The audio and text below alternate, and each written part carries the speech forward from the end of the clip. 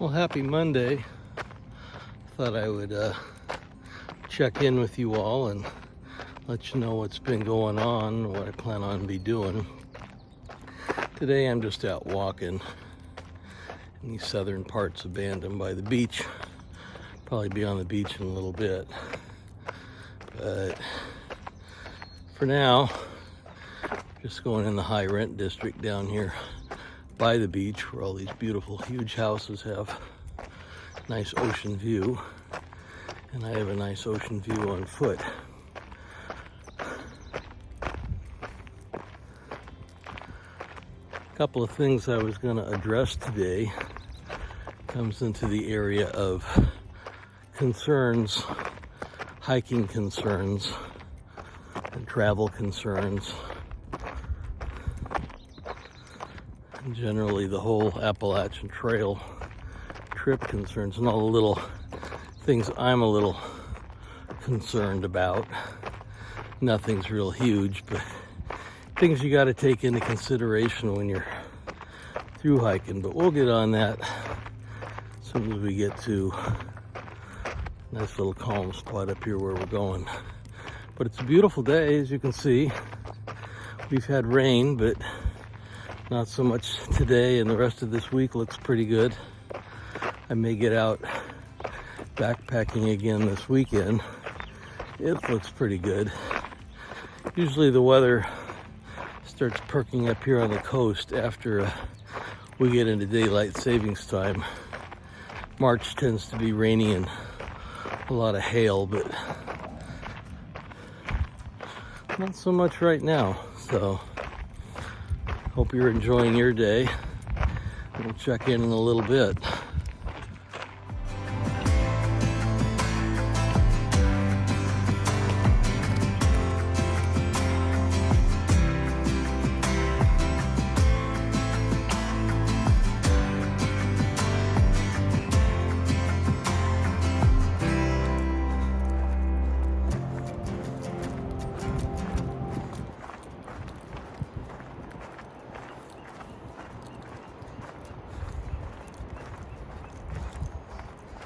I'm gonna head down the beach here just south of Johnson Creek. Not sure how deep it is right now. We may have to ford it.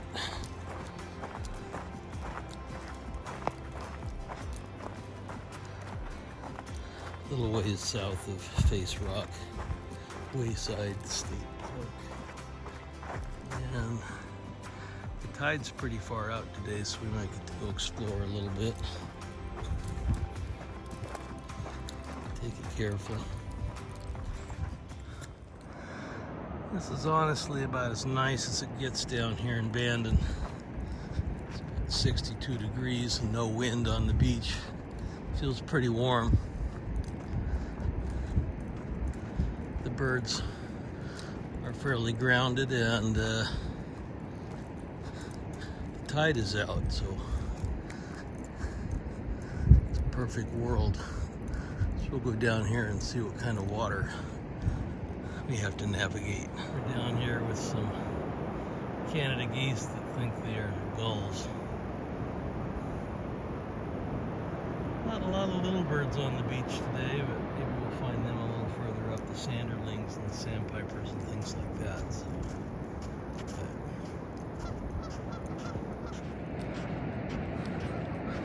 So the first of my concerns I don't have a lot of control over, and that's just general hiking concerns. Things like falling and traveling over a lot of rocks and trail conditions and things like that. Over the last three hikes I've done and parts thereof, I average to fall about once every 150 miles. And most of those weren't too bad. I survived. And last year I tweaked a knee, which put me out just this side of Uncle Johnny's for about 6 days at the Hemlock Hostel while I recovered and waited for some knee braces. And a year before that, I had a soleus pull right out of Big Bear Lake, just out of the blue. That was not even something I had planned that was going to happen. I've always had bad knees, but that just wasn't planned. When I hiked the coast, everything was pretty good. I slipped once going up Cape Meares, and I slipped again coming down Cape Sebastian. And that was not pleasant, but it didn't stop my hike. So last year, as you know, I was stopped by some kind of dehydration and other intestinal type of things that I had going on right before Highway 19E in Tennessee, and had to be carried out by search and rescue, which was not what I wanted to do, but it's the only thing I could do. I still really don't know what all ailed me. I'd know that I was dehydrated, and I was taking electrolytes and drinks and eating all day, and it's just a long day, and maybe it was just time for the body to just say enough for a while. But anyway, you got to mind those concerns and do the best you can to. This is what I'm looking at right now. Behind me, this is. All right, that's a little better. At least the shoes won't get wet unless I drop them in.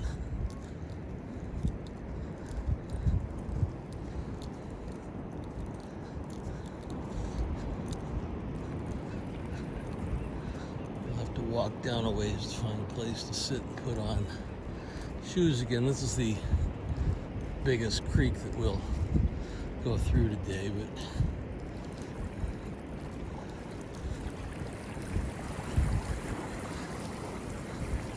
I've had a lot worse creek crossings. If you go back and look at my trip, cold water, along the Oregon Coast Trail, where you have to go south of here, across the New River and Elk River and a few other places further south.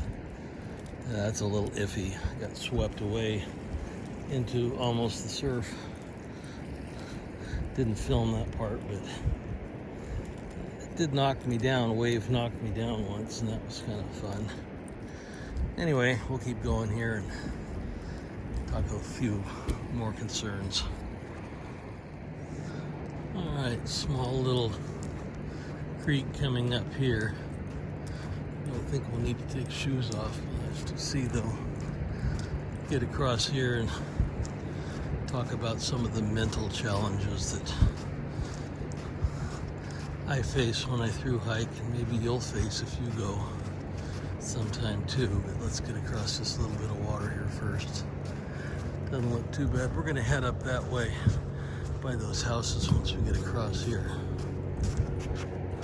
Some of the mental challenges I have to remind myself of.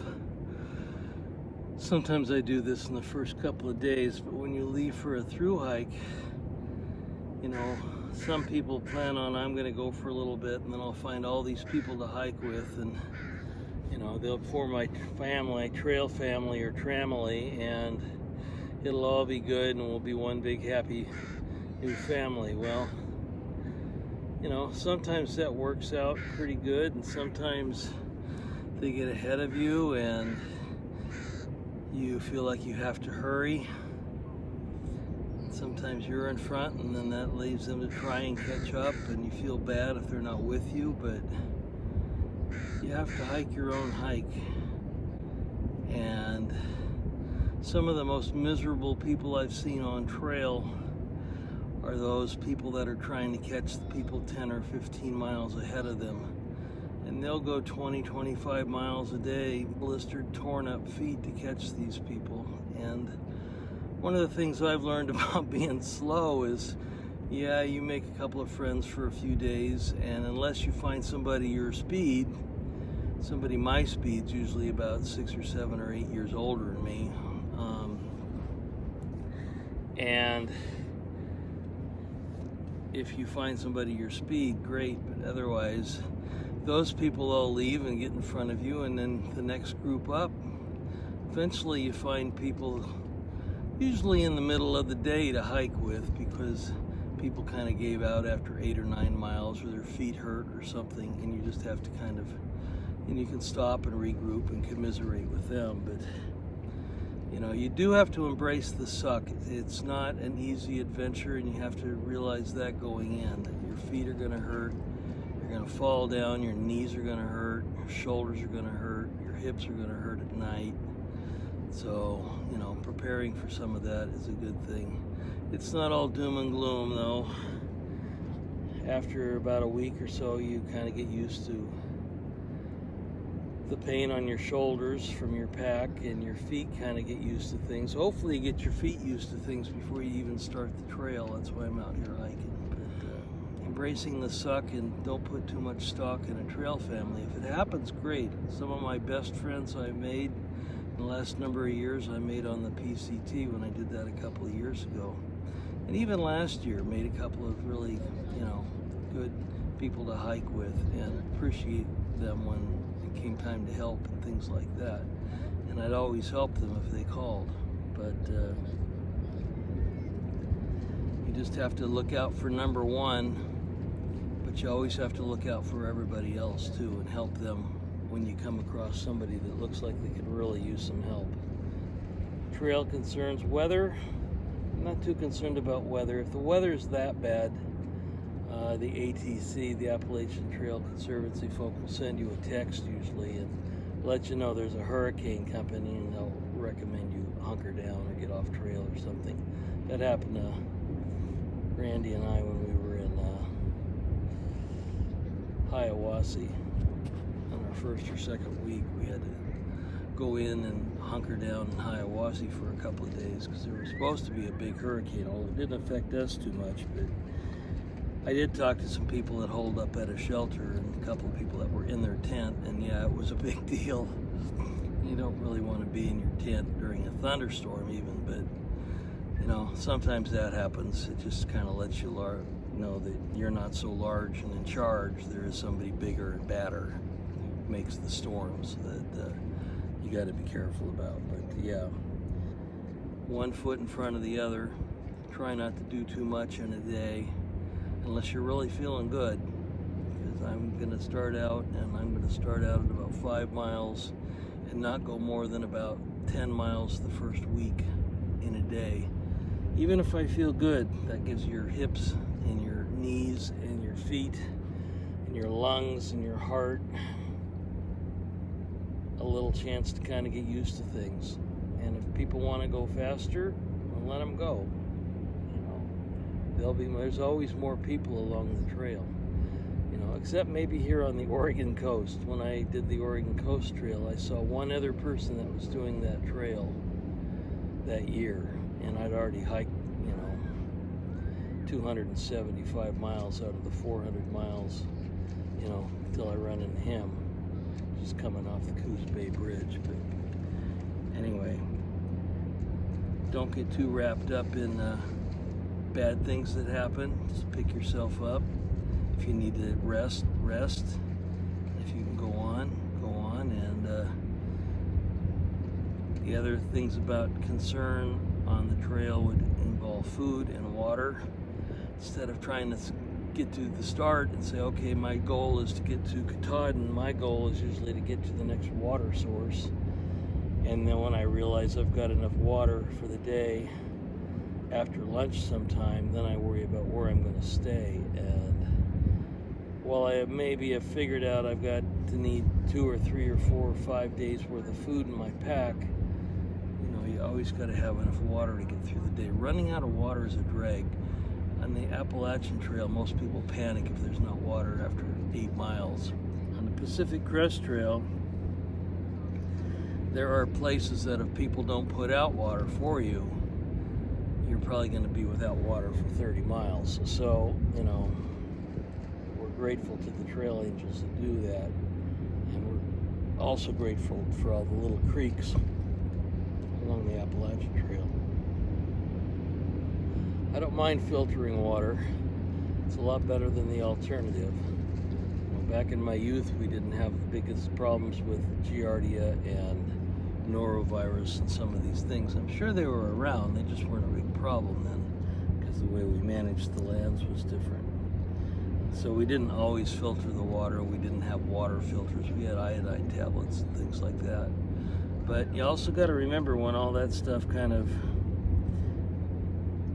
goes buried in your pack, or you can't find it, or something breaks, you can always boil water, cool it down, and drink it. That will kill everything. Viruses, bacteria, little critters that live in the water. I've gotten enough water out of mud sources. You just filter it through a bandana. If you have a water filter, filter it. If you're still not comfortable after that, then put some iodine tablets in it.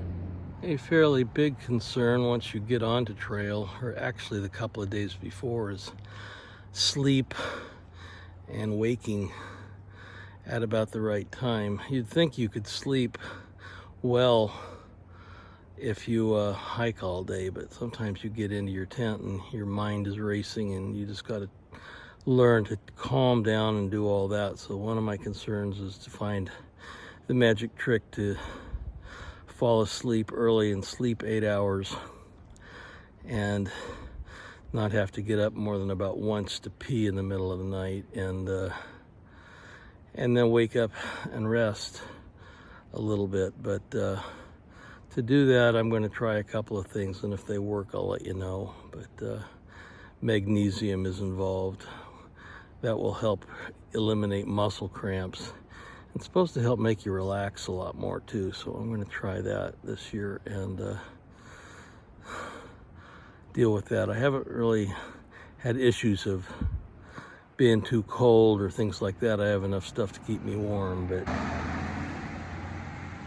just sleeping and not falling asleep at 2 o'clock and waking up at 6 and then having to go all day again, that's kind of a drag. But you do have to embrace the suck, and some days you won't be able to sleep, but due to thunderstorms. But I mean, just the regular nice quiet nights.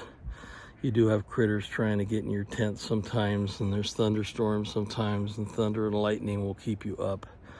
It is quite loud when the only thing between you and it's a piece of cloth. But yeah, good sleep is important to recharge and get ready for the next day.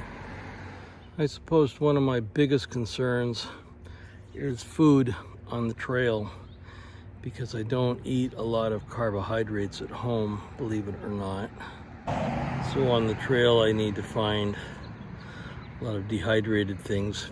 Pre-packaged backpacking meals are about 90% carbohydrates, and while a lot of people, that might work for them in getting their blood sugar up, I try and keep my blood sugar at a constant rate so I don't have to be classified as diabetic or pre-diabetic. So, and with a whole family of diabetics that I am related to, it's kind of hard to do. But you know, you can have a lot of dehydrated chicken and dehydrated pork and dehydrated beef that you can do a lot with, and even powdered eggs that you can make into fairly tasty eggs, and take with you some food that's not going to spoil. There are some vegetables that are good for the trail: cucumbers, avocado, carrots. Some things I don't really like to use on the trail are like fresh eggs and things like that. They don't do well in the heat. Sometimes hard cheeses will work too. But you know, I'm not saying I don't eat any carbs on the trail. I just don't eat 90% of my diet. If I can get maybe 30% of my diet doing that, and 80% of my diet being fat and the rest of it being protein, then I'll be happy with that. So between all of that, you'd think, well, you know, if you walk 10 miles a day, it really doesn't matter what you eat. You're never going to eat enough calories to keep you happy. So you can get a lot of you know, bars on the trail that are, you know, not too bad. You know, Luna bars are pretty good. RX bars, you know, don't have any added sugar and things like that. And so you do need to eat and keep things at a constant rate. You know, I've had some bad days when the blood sugar's gone in the tank, and other days when it's gotten really high and you feel kind of jittery. So, you know, you just have to watch that. And even at a gas station, which doesn't have great food, sometimes if you got to stop there at a stop and go store or something, you could find beef jerky and things, and you may have to pay for it. But now it's about 65 degrees out here, and it's getting warmer, and I'm about ready to shed this sweatshirt, but I'll get back to the car first. And one of the things I'm going to really try and work on this year is at least, you know, every 2 weeks, at least get a Nero in, to where you go and get into town early and do all the things you need to do. Maybe not laundry, but go in and resupply and go eat and relax a little bit, and then get out of town and go up the trail a couple of miles and then keep going from there. That saves, you know, a hostel visit, which is nice. I mean, it's a nice social place to rest, but they're not getting cheaper. They're not like 15 and 20 bucks like they used to be. They're getting upward of $50 and $60 now, and so that hits into the budget a little bit, unless they have a deal where you can stay out in the yard in your tent. But, you know, if you do that, you can usually go in and use the shower and, you know, get food in town and all that stuff. So, but ways to save money, you know, transportation is also a big cost. Fuel prices are going up, as you well know, and so I'm sure there'll be a lot more getting long distance rides. You know, hitchhiking still works. There are trail angels that don't charge. I do like to at least offer some money to them. There are people that do this for a business, and they have a certain set fee. Sometimes if you're staying at a pace, you can go slack pack, which means that you can stay there the next night, pay them for the night, but then instead of hike the next day with a full pack, they drop you off somewhere and you hike back and get picked up, or else you start hiking and down the road 10, 13 miles or so, they'll pick you up and then you come back and rest again. That's kind of an easy day for your shoulders. So, you know, those are options. Some other trail options that I've thought of is like, well, if the opportunity presents itself, I may not say no to what they call aqua blazing, which is taking a canoe down the Shenandoah River when you get to Shenandoah National Park. And there's even places up by Watauga Lake in northern Tennessee that I may look into that. You know, my goal is to get to Maine.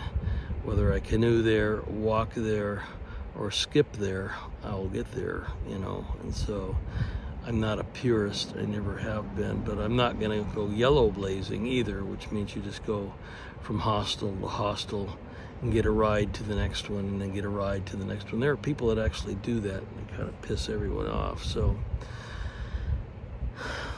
but you gotta put in your time. If you take 3 or 4 days of a 6-month adventure and, you know, paddle a little bit, or even a day, you know, so what? You know, it's your trip. If somebody wants to judge you, that's on them. But yeah, there's lots of ways to do this, but you got to be mindful of money. I think I've budgeted about $12,000 for this, $10,000 to $12,000. And back in the day, you know, in 2010 or so, people would budget $5,000 and $8,000 for this. Now it's probably double that. So you got to leave a little money to get home on, and you got to leave money to kind of get going again. Although my budget's the same whether I'm on trail or whether I'm at home. So, you know, I think I'll be okay money-wise. It's just that, you know, I don't want to have to hole up like I did last year at a place for a long time just because I'm injured and have to wait a few days, unless it's 20 bucks a day. You know, the couple of places I've had to lay up on these distance hikes, I think I paid $30 a day for one, and I guess when I was in Wrightwood, laid up with my leg injury the year before last, that was about the same amount too. So, but just have to be mindful of what you have, and you know, find cheaper places to spend it, but also find some decent food to eat, so you're not just eating, you know, like a 15-year-old with, you know, $25 in their pocket, having to go get whatever crap is in the local gas station store. So, you know, be wise. You can eat a lot of protein and get a little fat in your system, and a Snickers bar every now and then is not going to kill you, you know.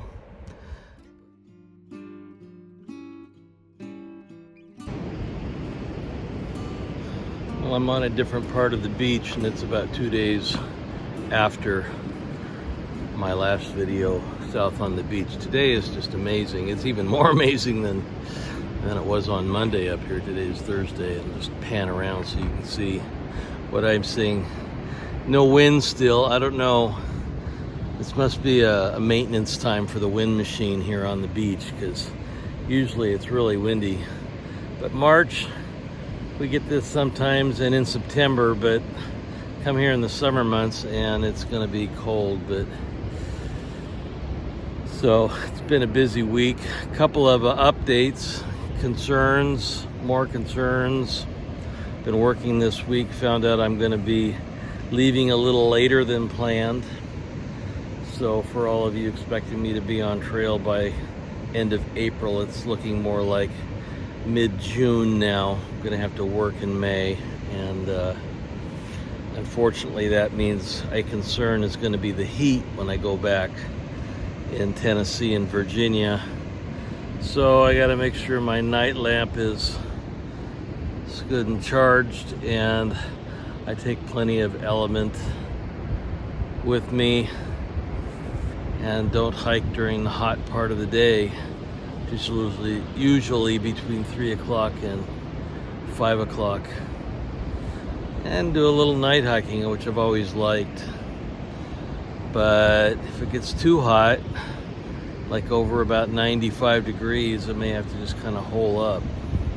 Wait till it cools off, maybe leave earlier. And when I got injured in California on the PCT and went back down after I tried to go again a little too soon, I started in about 95 degree heat, and that's a dry heat down there. And so that was hard, and even though I had enough water, it made for long days. Eventually the leg gave out, and I came home and finally rehabbed it for a good 6 weeks before I went back to Oregon to finish my PCT section in Oregon, and that was okay. But Larry and I still kind of suffered in the heat from Mount Hood down to Olali Lake. It was, you know, 80, 90 degrees every day, and so we had to have enough water, and we did. It wasn't too bad. We only covered about 10 miles a day too. So, but concerns for heat. You don't want to get dehydrated on the trail. That's no bueno. Hopefully there'll still be enough little creeks and water running. It does rain every day, it seems like, on the trail, or every couple of days, so that shouldn't be too bad. But yeah, you know, last concern is remember why you're going. And number one reason is to have fun and learn new things. If you meet new people, that's great, but you got to have fun first and see new things. And for me, it's to explore new places. And I thank you for sharing it with me. You know, come along. We'll gonna be hiking here, planning about a 3-day trip, and maybe go back to the Corvallis to Coast Trail, which is a 6-day trip, or 5-day trip, I guess, once I get my legs getting closer to go. Last time I got sick on that trail, so it might be nice to hike it and not get sick, you know. Well, thanks for coming with me again today, letting me express my concerns. If you have any concerns about hiking or through hiking or questions, please let me know. I try to answer comments. I don't get to them all right away, but it's important to reply back, I think. So, but we're just going to continue on and work and hike and prepare, and once I get a firm date lined out, another firm date, that we're going in June, I'll let you know, get my summer clothes ready. But you have a good week. I hope it's nice where you are. If it's not, come to Bandon. It's nice here. We'll see you soon.